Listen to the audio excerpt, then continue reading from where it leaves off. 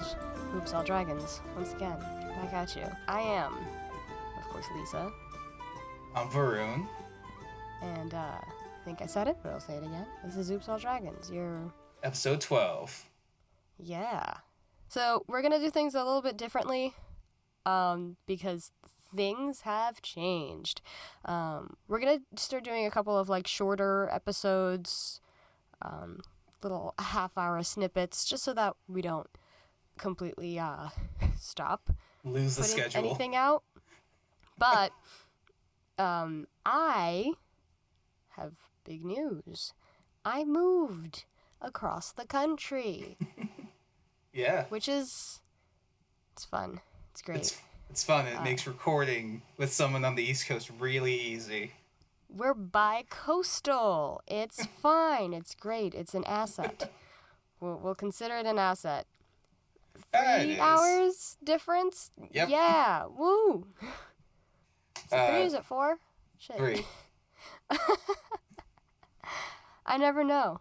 I know. I keep getting it wrong, and it keeps causing shenanigans. Oh, we know. I know specifically. Oh boy. Yeah. You're putting your degree to work. You're in the Hollywood system. You're doing your things, and I'm getting the. Oh boy, I don't know how much my NDA really allows me to say, so I'm just gonna not say anything. Just cut all this out, Noel. Just cut it all out. No, it's fine. We can know that I'm working absolutely ridiculous hours, but it is what it is. I would rather be doing this than literally anything else in the world. So, and yeah, it's crazy out here. It's interesting to see how things are getting made and being a part of the process of things, how things are getting made during this whole pandemic. Yeah. And it's honestly better than I expected, but also, yikes. Is there are there any I don't want to say details, but are there any wacky not insider things, but just industry things that you want to share with the cast? Oh boy. You've told me about a lady with galaxy leggings, which is what my partner wears. Not the same person, just set off the same bell. Yeah. Everybody is really nice. The weather has been worse than I expected it to be. It's still terrible here in Florida too. Rain every day. But it's warm there. Here it's cold, and for the past 2 weeks it's been cloudy, and I'm this is not what was advertised. I want my money back. Sunny LA. Yeah, I've seen the sun maybe for a few hours total. To be fair, isn't a good portion of your state on fire? Not currently. Not yet. Although yesterday we did have a fire near the house. Our power got shut out. It was great. We had I've managed to make a few friends on the job that I'm on, and we had a couple of them over for drinks last night. And literally while we're in the middle of a board game, power goes out. We're okay, I guess that's it. Party's over. Okay. So I don't think that's the first social thing you've done since vaccinations have rolled out and things have started to open up more, right? I did get fully vaccinated. I am fully vaccinated now. Thank you very much. Cool. But I think this was the first thing I've done since getting vaccinated. But since getting here, the closest that I've come to a social gathering has been going to I have one other friend who lives out here who was a friend from Florida. Mm-hmm. And I've gone to in her apartment, her and her roommate. So it's 2 other people. I thought you were a party animal, just it's going nuts. Not anymore. That was a different time. That was a different era. No, that was the era of drinking Fireball out of your trunk. I mean, that can come back whenever you want. Listen, we'll make arrangements. We'll make arrangements for the next time I'm in Florida. Next time you're here, next time I go over there, like we'll make it happen. I Absolutely. go over to LA once in a while. Um, Well, I but don't think people are so interested in hearing no, I was gonna say about us at this tran- point. transition. What I've been up to since you've moved. I also had a social experience for the first time in a year. The gaming store that I run some of the D&D for, we also have Gundam like build nights. Build So nights are back. yeah, they're back. Nice. So we're building the models and whatnot, but we're a bunch of like nerds who love giant robots. So the owner of the arcade actually has a hookup at one of the theaters in the area, and he's like, "Hey, let's just get a movie and watch it on the big screen." So a group of us got together and like, yeah, let's watch Macross Do You Remember Love, a movie that came out in the 80s in Japan that I don't think has ever actually been released in the US ever because of a whole bunch of licensing issues. We got to see it on the big screen for the first time, and oh, that 80s Japanese animation, that hand drawn animation that we're never gonna see again up on the big screen.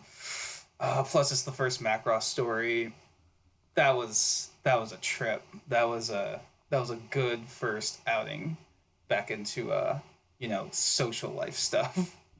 That sounds like a treat. I have yet to step foot into a movie theater, I won't lie. No, I got like the one I was maybe thinking about was Godzilla versus Kong, just because it's one of those movies that's probably not gonna be very good unless you see it on the big screen. Then you're gonna be like, oh, there's Godzilla. Yeah. Yeah.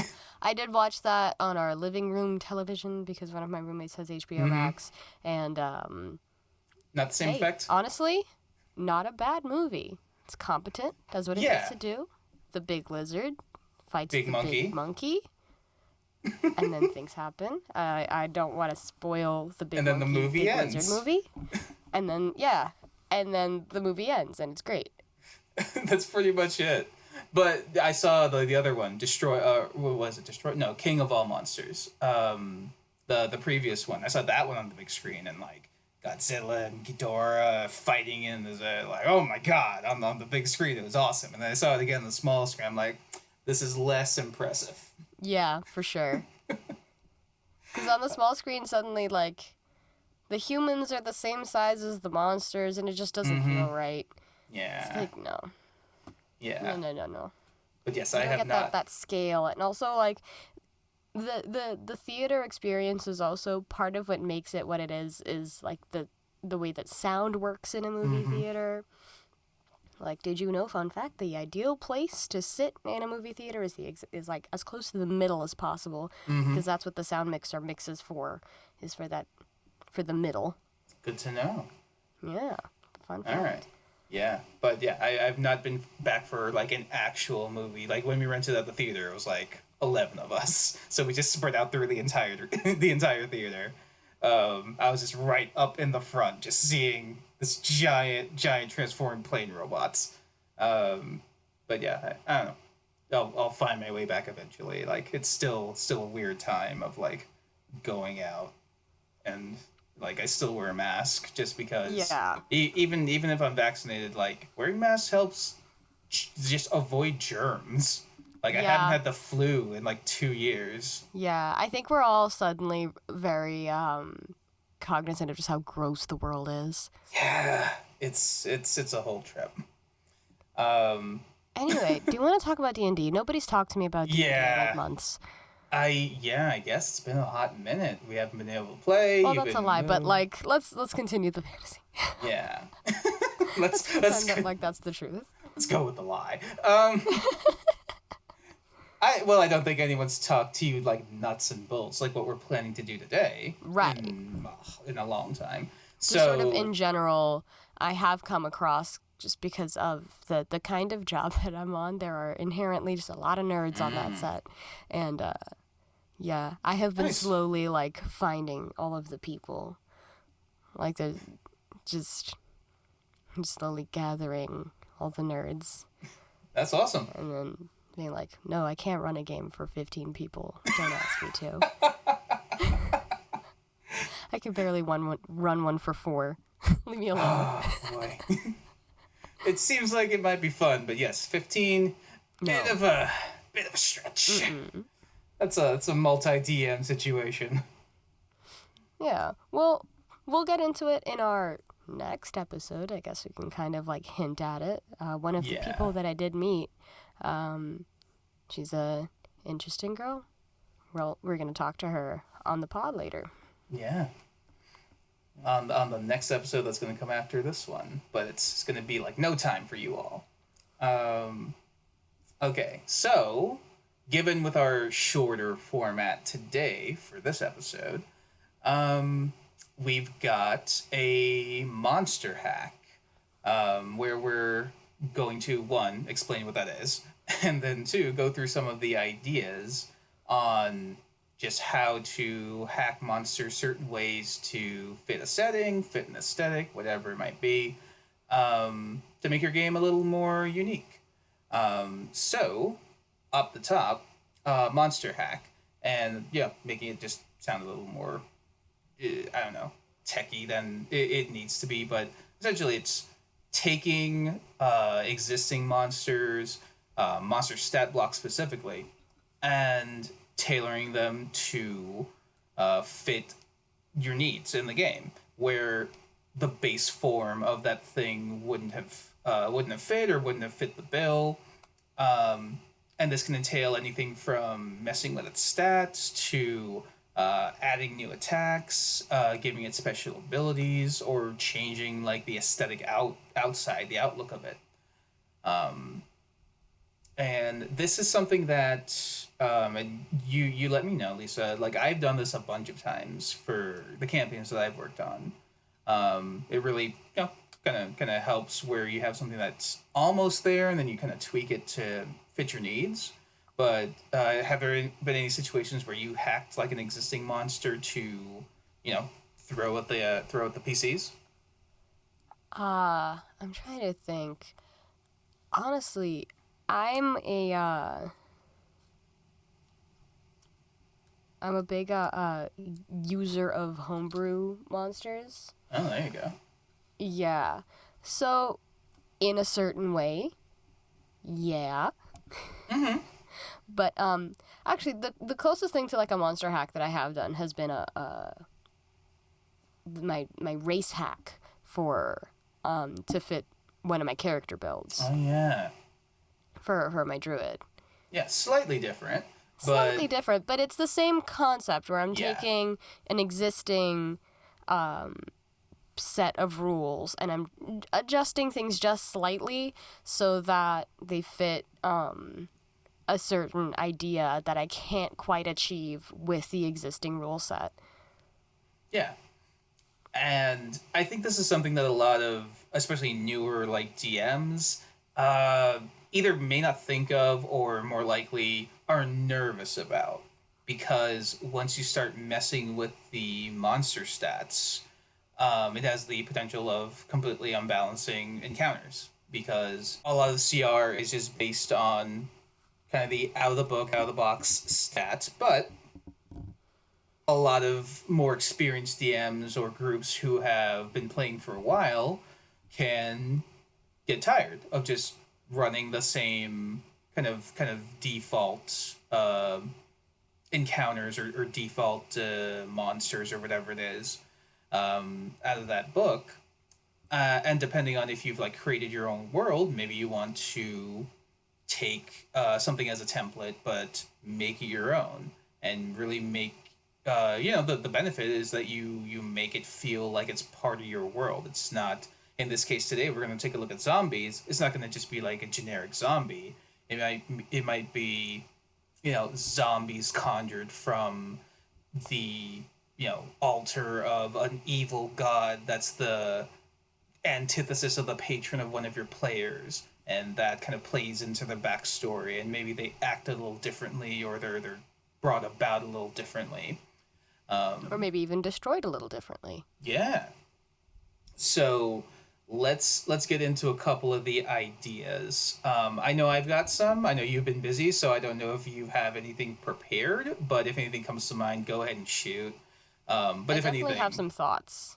cool. But if anything, yeah, I'll shoot out some ideas, and then maybe the way we could do it, because we're making this up on the fly. You can, either one of us could like put out our idea of like what kind of zombie hack we want to do. Where we're just starting with zombies, just because like that's the default. That's usually what players end up fighting in the beginning. If it's not zombies, then it's maybe kobolds or wolves. Or goblins. Goblins, right? Goblins too. One of the big four starters. Yeah, for sure. Off the bat, one of the things that I do want to like point out before we get into it, because I feel like so at some point down the road somebody's gonna go, like, yes, over all of the different like rule books and different stories that are available to play, like officially put out, there are a couple of different kinds of zombies that you can find in There like, are the already official multiple rule books. variants. Yep. There are variants. There are rule sets for like specific kinds of zombies, as in like what kind of creature it is. If it's not a humanoid, like there's a rule set for a beholder zombie. Like there's a stat block for a beholder zombie, for a Voss giant zombie. We know. Yeah. You don't need to tell us that. We know. Yeah. And variant, yeah, bring that up. Variants already exist, and yeah, Wizards started taking some time to do those. We're just, zombies is our starting point, but we might get into some of the more obscure stuff later on. But I think this is a good familiar starting point for anyone who's never hacked a monster before, of some of the examples you can kind of go with and make up on your own. Yeah. And I think zombies are also a great start, if we want to just go ahead and get into it, to showcase how you can take inspiration from other things to suffuse some sort of a different kind of flavor into your game. You were talking about, bringing inspiration from different zombie movies and zombie video games. I think we should all know by now that like every piece of zombie media has like slightly different rules for their zombie, as to like what they can and cannot do, how they come about, how they even spawn, how they can be destroyed, killed. All of these things can change a little bit between pieces of media, and you can take inspiration from that and think, how can I change these little details to better sort of make them feel like it's actually a part of this world and not just something that I picked out from the book. Yeah. It's something, and something unique that I made for my players in my game. Yeah. Your players will, like, the thing is that players will always notice when you put in that little bit of extra sort of care and attention to even as simple a monster as a zombie. Almost especially with the simpler monsters, when you give them some sort of different character, try to put your own spin on them. I have an example of that. Yeah, players do appreciate that, and they will see that, because I think like even new players, being human beings who live in the world, have like consumed enough zombie media to be like, it's zombies. How could it be anything different? And then, you pull out something interesting. Let me start, because I have an actual example of that with some actual like player responses.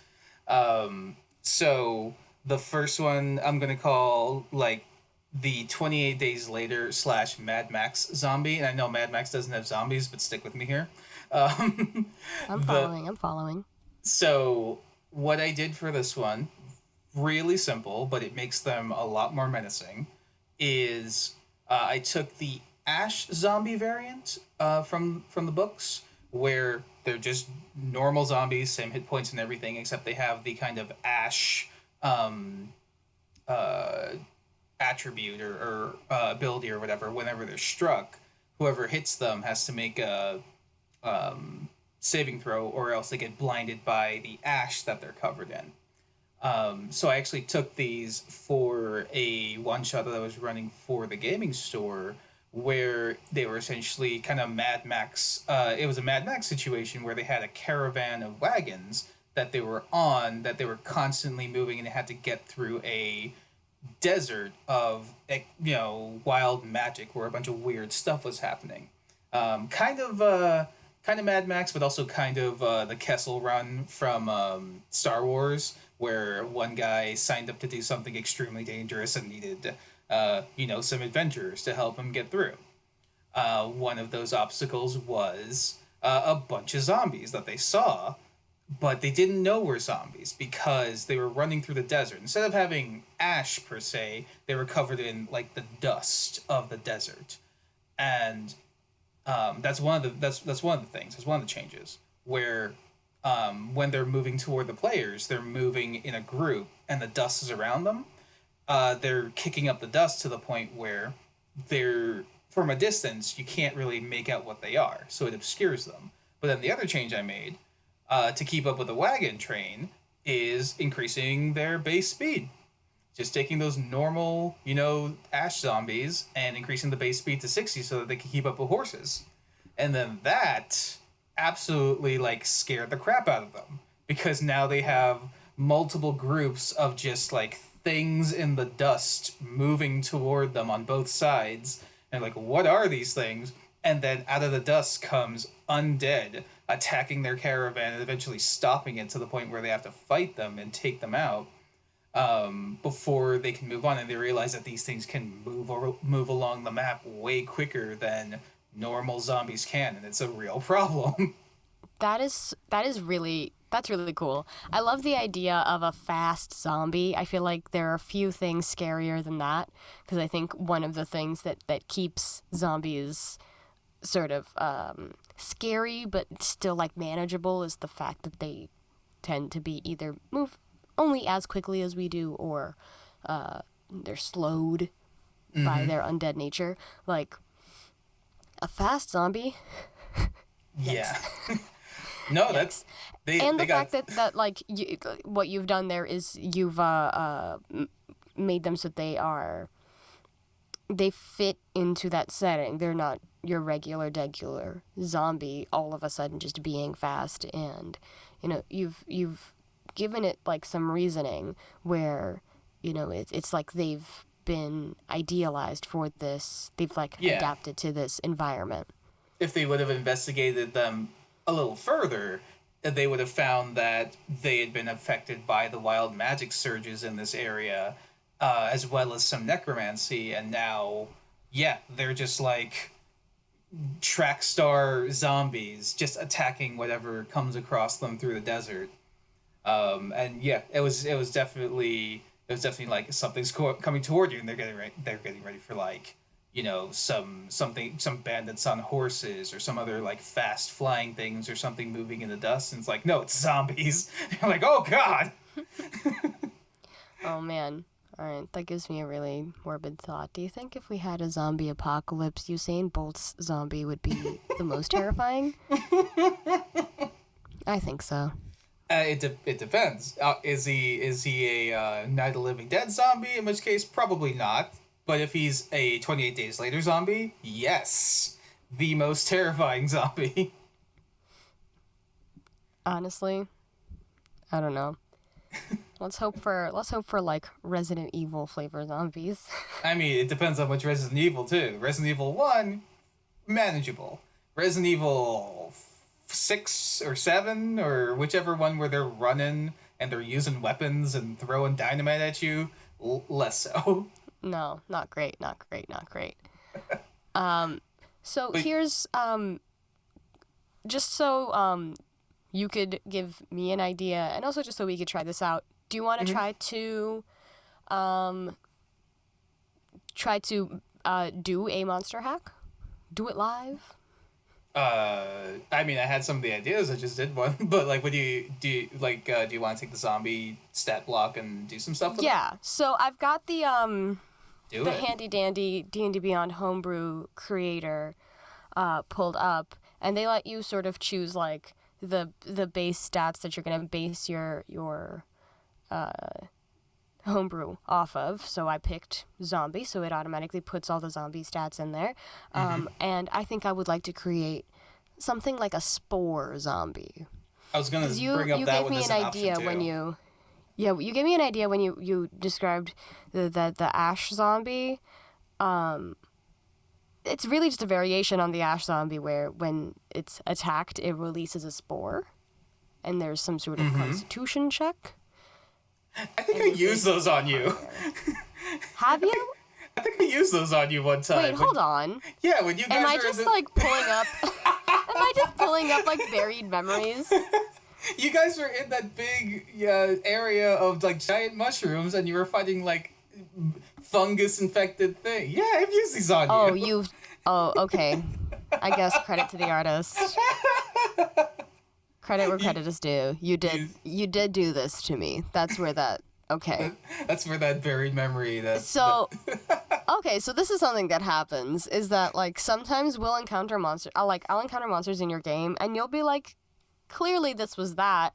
Later on, and I'm like, I had no idea. Because honestly, the monster appears, and I just Eldritch blast it into oblivion. I don't think about it. I think that's I'm something. not like, what is this? What is this? Is this some sort of variant spore zombie? I'm not thinking about it. I'm just thinking, oh my god, I have 2 spell slots. My wife is here. She's dying.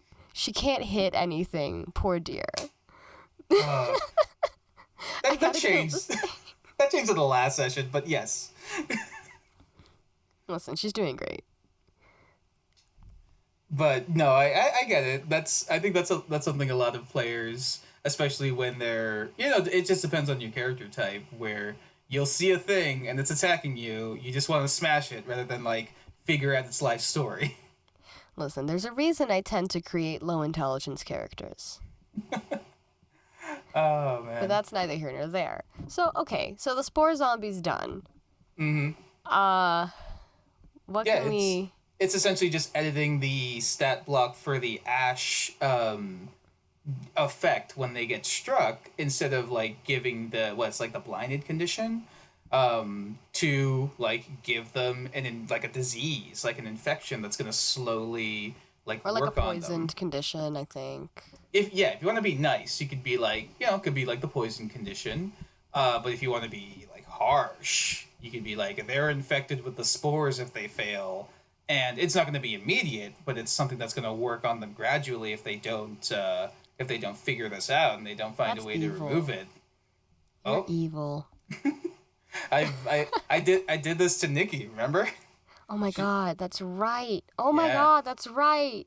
Yeah, she got disease and she was all messed up. And for newer DMs, if you're gonna do something like that, make it kind of a plot point of like a disease or some sort of infection. Don't make it something that cure disease can just get rid of. Then like all the tension is gone. Make it something that Yeah. the players have to find a specific potion or have to go on a specific quest or whatever it is to remove. Yeah, don't be afraid to add wrinkles. Don't be afraid to throw a problem out there and not have a solution immediately in mind. Yeah. Let the players figure out what the solution is. Definitely level set before you start that, hey, some of these encounters can be like deadly, and this would fall under that category of like, if they don't fix this spore thing that's infecting their friend, their friend's just going to become a spore zombie. Yeah. That's a character death right there.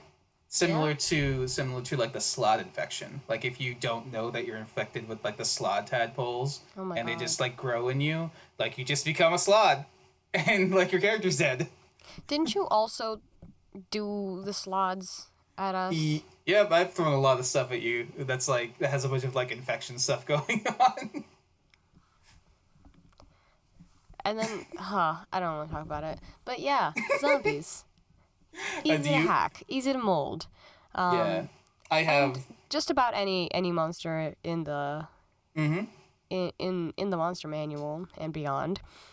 can be, Oh, every whether monster. it be just with aesthetic, just a new paint job, they can be made to fit your world a little bit better. Because, we function on the philosophy of, the rule books are suggestions. They're a good starting point. I mean, of course, there are certain things that like you're better off going by because otherwise you're not playing the game at all.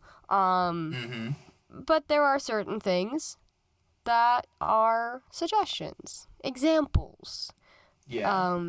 We're all well aware of, the fact that you have the ability and you can, homebrew or adjust, finagle, hack the things that exist in there to better fit not only like the aesthetic and tone, but also if there's a certain theme that you are seeing coming up in your game and you want to lean into it, you can have your monsters play into that theme as well.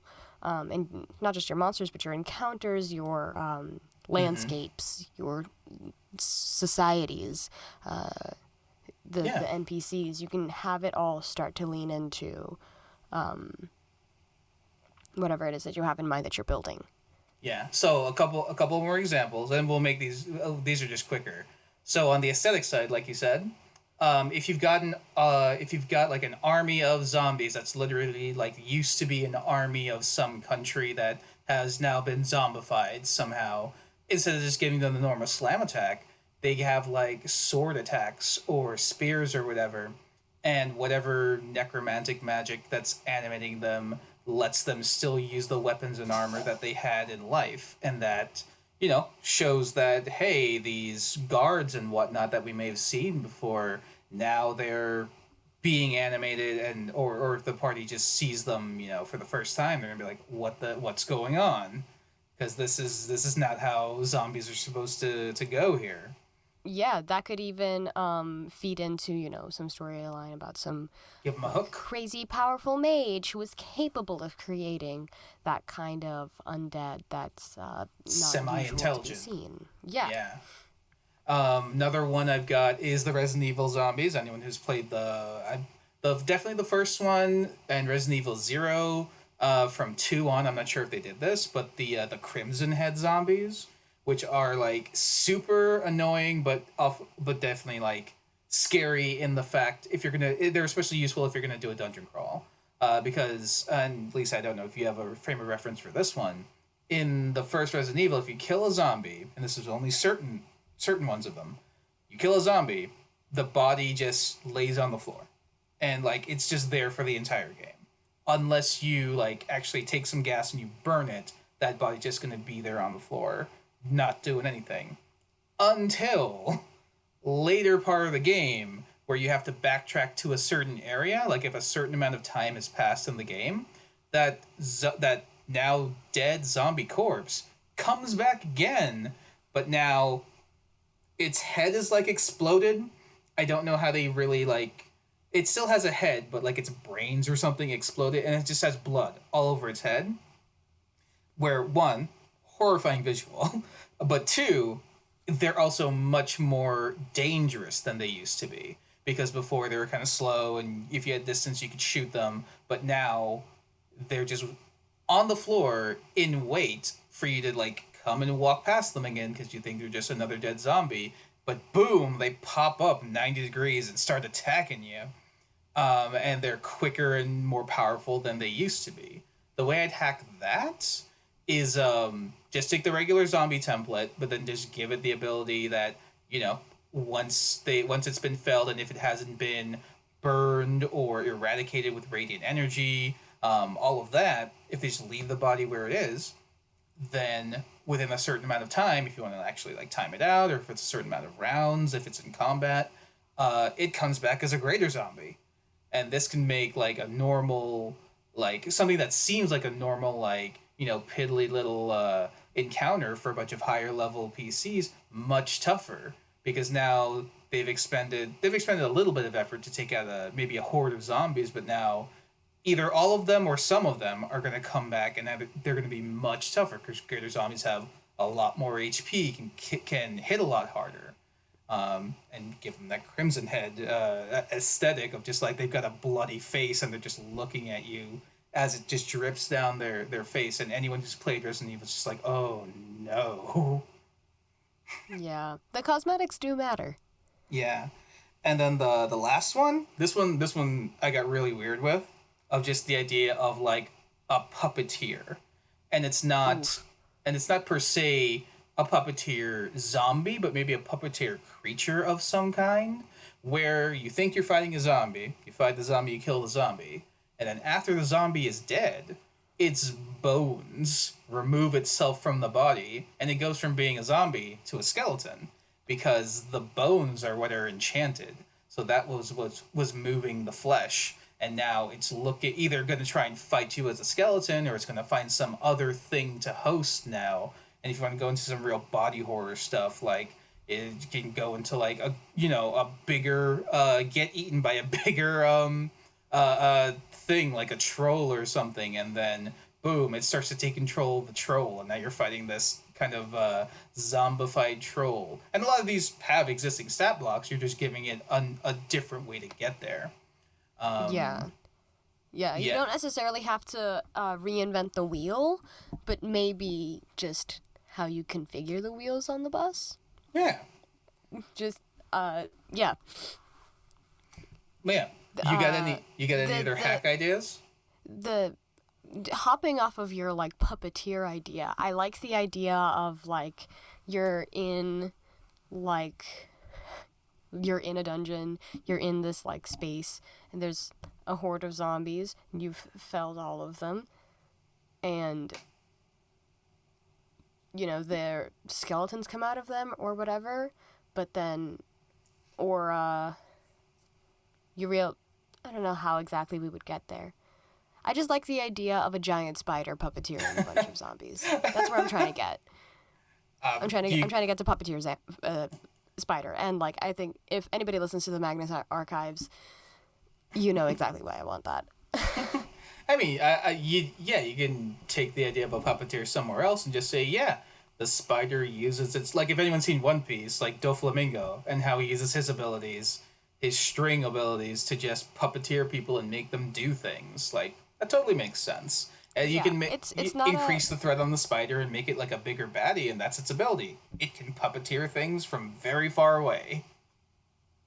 Yeah, it's not a entirely new concept to have, somebody use string or giant spider or whatever. But that, it being zombies specifically, like there's that morbidity of it, like, oh, these were once people. Mm-hmm. If you, I was gonna say, if you want to make it really morbid and you want to make this spider magical as it's puppeteering its, zombie puppets, don't make it immediately apparent that they're zombies. Make it just look like they're doing normal everyday stuff, and maybe even make, if it's a magical like a magical spider, they can imbue them with some spark of life. Just make it like, hey, they're just going about their everyday lives, doing their things, until once they get the command, once they get the puppeteering go ahead from Big Spider, now they turn into like the undead hordes, and some NPCs that the players just got to know are now trying to kill them because they're zombies. Wow, yeah. Like I'm imagining, like you come across an encampment, just a couple of other adventurers, and they're just taking a rest. They invite you to enjoy their gruel and a song by their bard, and then you go to sleep, and then you wake up, and they're like, they're like attaching the strings to you, or you're covered in spider webs. Yeah. Freaky stuff. This is why I don't like zombies. This is why I avoid zombie media like I hate it. We haven't even gotten into like cannibal zombies or anything like that. Oh my god. A zombie that eats another zombie and then becomes more powerful. Yeah, that's kind of the idea of the corpse flower. Oh. Zombies that can like stack together and become one big zombie. Voltron zombie. Voltron zombie. Or That's less scary, just what's the kind of thing from funny. Castlevania? Oh my god.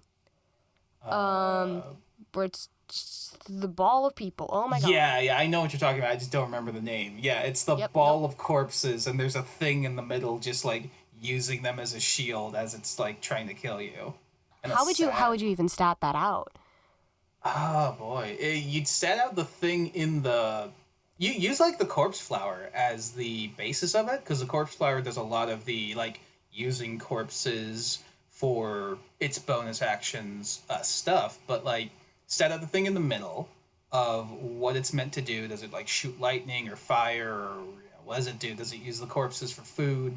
Whatever it is, and then on the corpses on the outside, say how many corpses make up its shell, and if it's like just a few for a lower level thing, or if it's a lot for a higher level encounter. As the party has to like knock them off, they fall off of the shell and just become animated, and now they're trying to attack you as you're fighting this big one. Yeah. Like, this feels like a very, almost like a final boss kind of thing. Like the end of an arc kind of battle. I'm Yeah. imagining, like, alright, you've gotten up to the, like, the big bad mage. And he's like, you can't catch me. Watch me take all these corpses of innocent people that you've been, like, meeting throughout, like, going through the town. And I'm gonna use them as literal human shields. Mm-hmm. And then there's this ball around him. And Dark. he, like, sends random ones off to, like, fight you on the ground. And you have to fight off the basic zombies while also trying to fight off, like, attacks that he's sending out through the barrier. And that would make it really it'd make it really heartrending if the corpses are of NPCs that the players have gotten to know, but either they were dead all along or the mage killed them and now he's literally using them as weapons against the party. Yeah, that would definitely be the kind of campaign where, like, I would like to be warned. I would like to be warned, like, hey, some fucked up shit's gonna happen. Yeah, some real like Some, body like- horror type of stuff. Like, are we cool with body horror? Like, so Body horror hitting you that in is the something emotions. that we should say is that, like, as you're hacking these monsters and, like, you're coming up with weirder and grosser ideas than wizards could ever. Yep. You be aware that, like, you should. I'm not saying necessarily spoil it for your players. Let them discover it, like, in the game, but say, like, hey, would it be cool if we add a few more, like, body horror elements to the game, or that's really, like, the main thing that I can think of right now. But, like, Yeah. are we And cool with this sort of general concept? Because there are, I know that, like, if somebody were to tell me, like, hey, there's a lot of, like, there's a lot of horror theming and like sort of body horror stuff, I know that I personally would say that doesn't sound like the game for me. Thank you so much for inviting me, but I think I'm gonna tap out. Yeah. So that is something that, like, to consider as you're making these changes and you're making these decisions. Is this something that's maybe I might need, that basically that trigger warning with my players and have that conversation. And once again, every episode we have to talk about it, communication. Yeah. Is there something that, like, I need to communicate with my players about this, that, like, I think this might be upsetting in any way? All right. Yeah, that totally makes sense. And last thought to leave us out, because This was supposed to be a half-hour episode, and here we are at 45 minutes. We can keep going, but yes, let's keep it a little shorter. Last thought. So definitely, if you're doing a session 0, tell your players if you're going to be doing homebrews or whatnot. Where do you stand on, like, telling them if you've hacked existing monsters? Tell them, don't tell them. Say, I think that stands on, like, the same. I think that stands on the same level as saying, like, hey, in my game I use homebrewed monsters, because you might have that player at the table who's, maybe an experienced player or somebody who just has read the monster manual, like only psychopaths do, but I'm not going to get into that.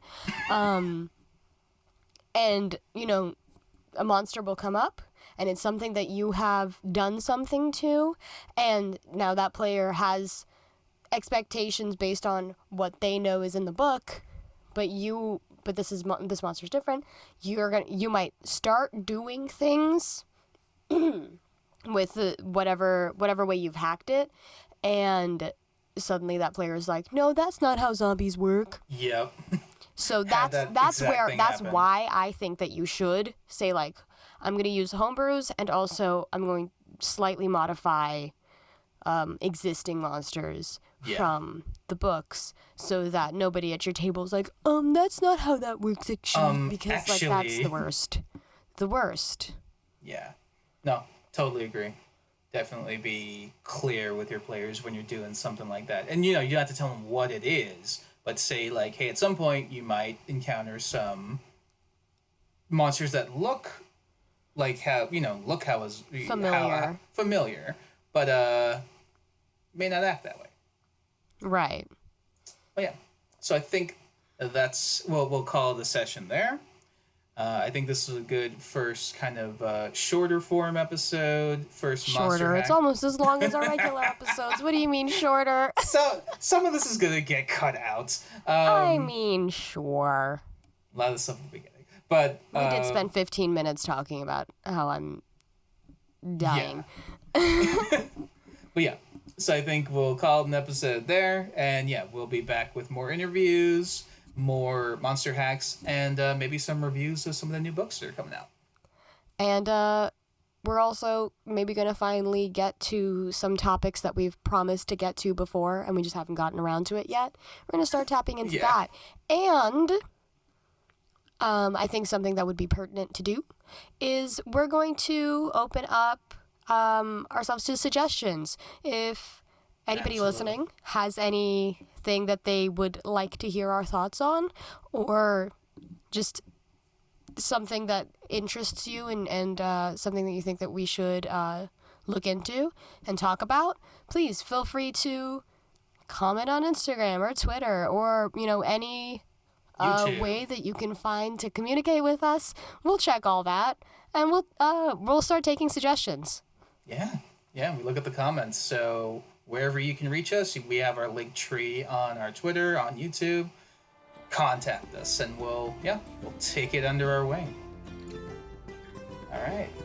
So I think that's a good episode, and we will see you all next time. Goodbye.